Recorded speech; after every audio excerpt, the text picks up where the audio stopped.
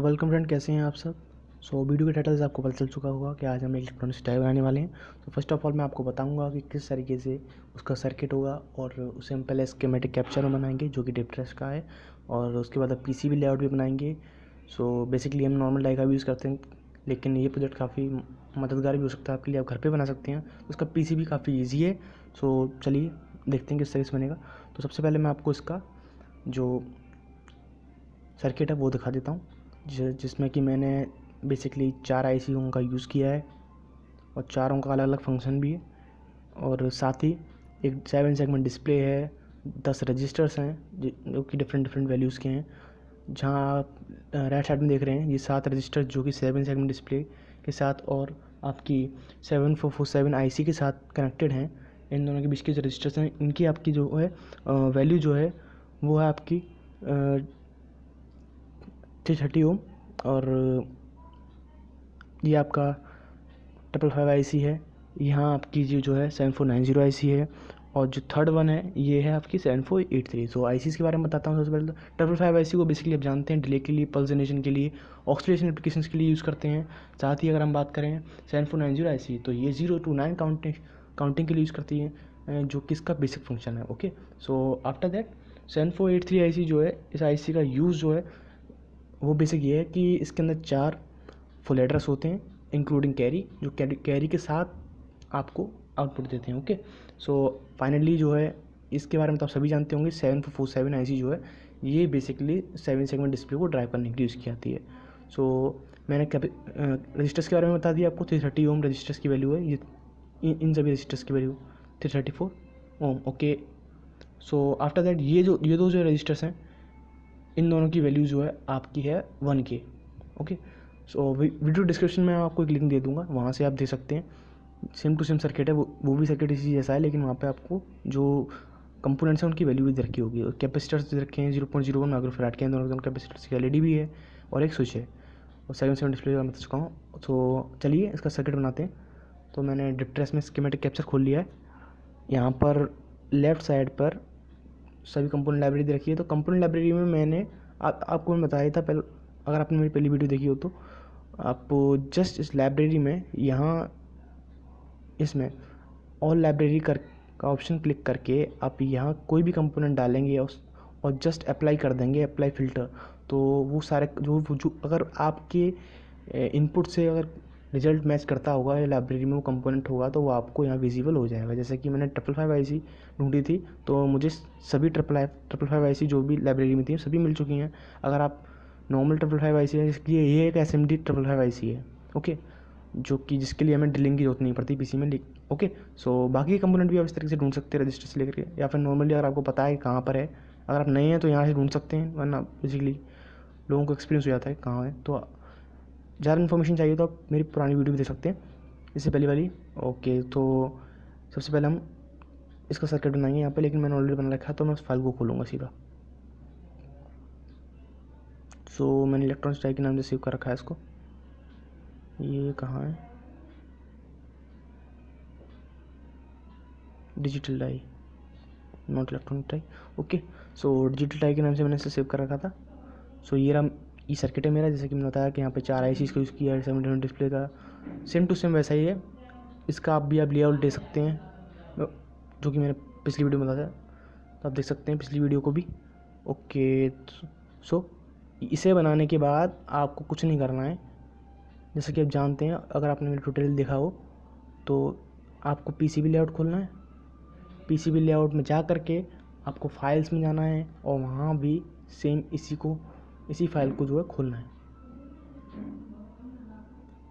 ठीक है, तो आप यहाँ फाइल खुल गई, तो हमको ये ढूंढना पड़ेगा। जैसे कि मैं पहले भी ऑलरेडी बना चुका हूँ, इसलिए यहाँ शो हो रहा है आपको, लेकिन हम खोलेंगे इसी को, या फिर मैं आपको यही खोल के दिखाता हूँ क्योंकि आप जानते हैं किस तरीके से बनाना है इसको, या फिर छोड़िए मैं आपको दिखाई देता हूँ किस तरीके से करते हैं। ये लीजिए, ये आपका सर्किट आपके सामने है इस समय। आप चाहें तो इसे रीअरेंज भी कर सकते हैं, सभी कंपोनेंट को जैसे चाहें वैसे रीअरेंज कर सकते हैं। माफ़ कीजिएगा, वीडियो थोड़ी लंबी हो सकती है। मैं सभी कंपोनेंट को जैसे चाहें वैसे रीअरेंज कर लेता हूँ। अभी जल्दी जल्दी करके दिखा देता हूँ आपको। वैसे आप जैसे चाहें वैसे रीअरेंज कर सकते हैं, जैसे आपकी इच्छा हो। आप जिस कंपोनेंट को जहाँ चाहें वहाँ रीअरेंज कर सकते हैं। जैसे कि मैं इसको थोड़ा रोटेट कर देता हूँ, थोड़ा कंफर्टेबल लगे ये। और ये आईसी को यहाँ रिप्लेस किया, इसको यहाँ।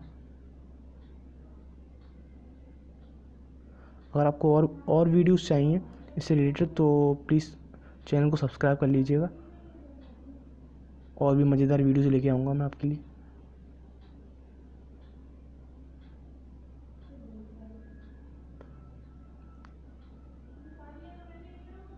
तो मैंने सारे के सारे रजिस्टर्स वगैरह सभी को देख सकते हैं आप यहाँ पर एक साथ रखने की कोशिश की है। ओके, सो बची आपकी फाइनली 7 सेगमेंट डिस्प्ले, तो उसको भी उठाकर हम यहाँ ले आते हैं। ओके, हम चाहें तो रोटेट कर लेते हैं इसको, थोड़ा कम स्पेस लेगा ये। बेसिकली पीसी बोर्ड्स में होता यही है, आपका सर्किट ज़्यादा से ज़्यादा कंफर्टेबल हो और कम स्पेस ले। तो अब इसे हम ऑटो रूट करेंगे ताकि सभी के सभी जो फिजिकल कनेक्शन होते हैं इसमें वो हो जाएं। इनके सारे के सारे ऑटो रूट में क्या होगा, ये कॉपर ट्रेस करेगा, सभी कंपोनेंट्स को आपस में कनेक्ट कर देगा, बॉटम पर भी और आपके टॉप पर भी। तो देख सकते हैं अभी ऑटो रूट हो रहा है। अभी तो सिर्फ 0% ही है, अभी स्टार्ट हुआ ही है जस्ट। जिससे इसे जहाँ से कंफर्टेबल लगेगा उस तरीके से ये जो है सभी कंपोनेंट्स को आपस में जो है अटैच कर देगा।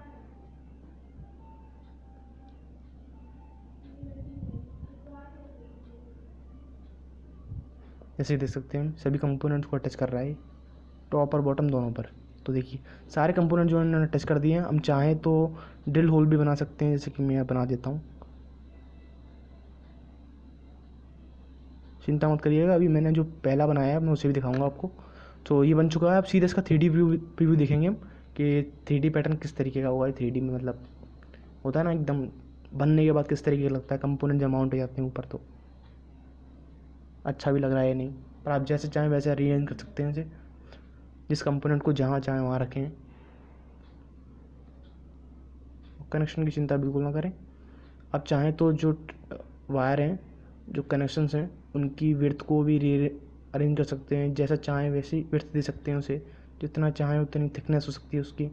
और अगर आपको जानना है इस सब के बारे में किस तरीके से होगा तो आप मेरी पुरानी वीडियो देख सकते हैं।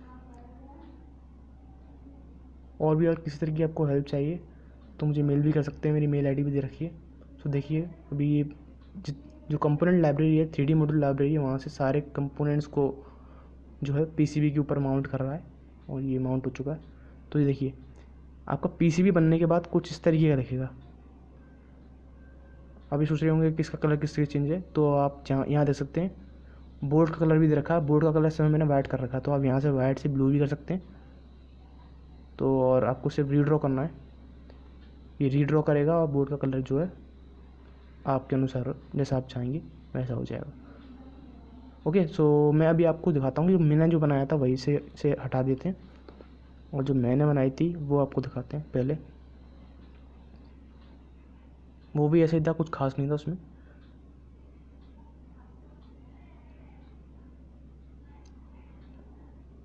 सो ये है, इसका 3D प्रीव्यू देख लेते हैं हम।